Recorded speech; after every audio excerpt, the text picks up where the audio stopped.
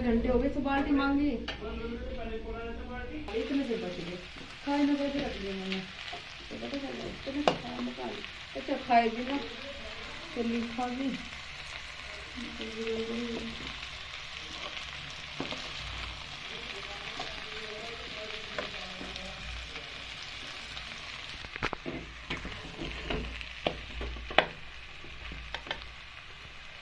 मेरे को भी भेज दिए वीडियो,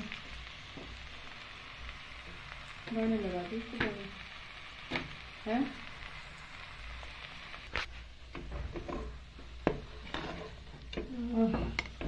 ये तो खराब रात जैसे हालत हो रही है मेरी।